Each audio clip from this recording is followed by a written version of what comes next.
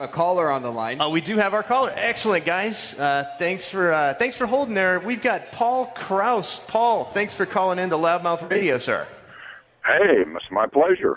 Hey, well, it is great to talk to you. We've been anxiously awaiting, teasing it all evening, and we don't have a lot of NFL Hall of Famers that call in the show. I know you find that surprising. Well, that's really surprising. I thought you'd have about 10 a night. I know. You know what? We made room for you tonight, Paul. I do appreciate you calling in. Now, those people who, some of our listeners might have, they might be a little bit younger, like Promo Pete, who was here earlier. He's a huge Washington Redskins fan. He's a little younger than I am. I can remember back in the day, you finishing up your career with the Minnesota Vikings. Now, we actually had a trivia contest tonight, and someone called in and guessed your NFL record, which I know you're proud to have that. And do you see anybody ever eclipsing your interception record? Well, I really don't know. They play so many games now. And they throw the ball so much. When I played, they usually threw the ball 25 to 30 times. Now sometimes they throw 60. I've told people that if I played in this game, I'd have 180 interceptions.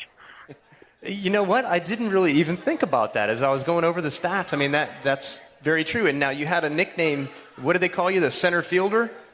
Yeah, that's what they called me. I love it. Really, I was a center fielder in baseball. I played baseball at Iowa, and I was an All-American baseball player there. And that was my position. And Jerry Burns was the head football coach there, and I played football and baseball. But then when I was traded to the Minnesota Vikings, Burnsy was the offensive coordinator. So that nickname stuck with me.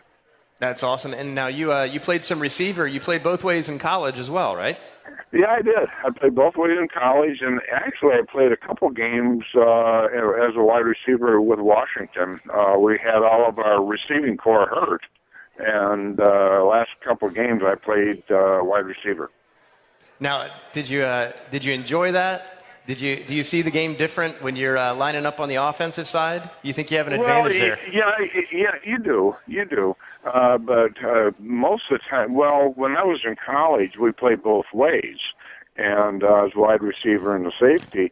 Then I came over to the NFL, and it was almost like a picnic because I only had to play one way. So right. So you'd stand on the sideline and get a lot of rest and everything, and you watch your offense play. And that was completely opposite of what I did, even in high school and college. But I enjoyed it.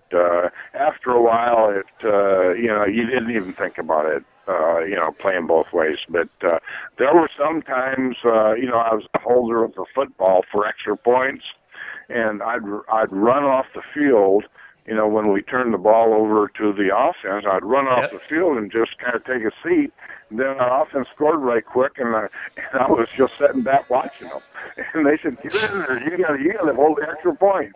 So it was kind of funny. They had to search me out.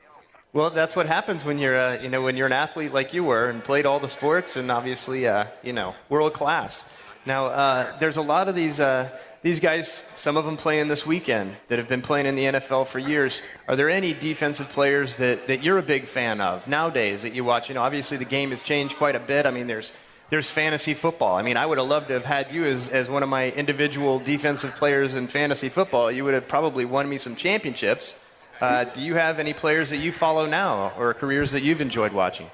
Well, I really don't watch it that close. I know that Baltimore has a safety in Ed Reed. He's a pretty good defensive player, and I would say he's one of the best defensive backs in the league. Absolutely. I watch the Minnesota Vikings sometime, and they have one of their safeties, their number one draft choice, out of Notre Dame, and he's a pretty good player. And, of course, they gave him my number. So every once in a while I have to watch him. There you go. Well, Ed Reed is still 20 interceptions behind you. I think you're safe there. There's rumors of him maybe hanging it up soon. Oh, is that right? Yeah. I don't even know how many years he's played. He's played quite a few years, but he's one of those guys where when he catches the ball, he turns into a return man, and he really excels in scoring touchdowns. You know, he'll get the ball and he'll take it back to the house. Now, you had I believe you had 3 touchdowns. Is that what it was? Yeah. 3 I don't know. I think so, something like that. I was checking some stats on you.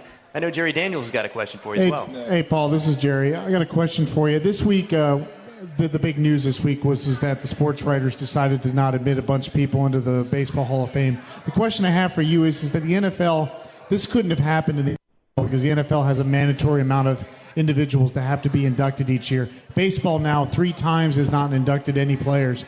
How do you think that sort of a policy is better for the NFL, or do you think something like that would have been nice for the NFL for the writers to make that sort of a statement as well, or do you think this was just a bunch of you-know-what? Well, I for one would like to have the NFL have some players voting for who goes in the Hall of Fame. And I think that doesn't the baseball players do that? Well, the baseball players that are nominated already or are already part of the Hall of Fame are part of the nomination process, but sports writers actually vote them in.